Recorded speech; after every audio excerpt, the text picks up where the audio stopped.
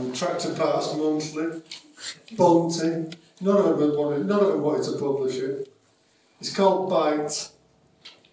Oh yeah. There once was a vampire who fed on a military man all dressed in red. Swooping down, he tangled his bat wings in what appeared to be nylon strings.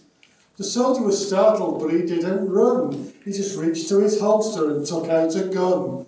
Unaffected by the point-blank bullet, the vampire sank his teeth into the soldier's gullet.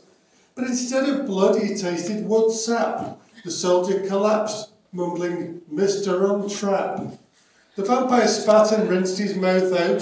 The soldier was dead, of that he had no doubt, until he got up and started to walk about.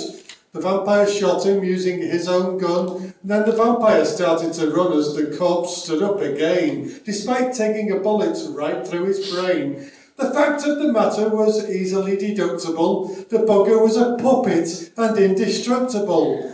Captain Scarlet yelled, "Spectrum is green." Within minutes, Angel Interceptors were on the scene, spreading illuminous vapour trails in the moonlight, creating the sign of the cross in the sky just after midnight.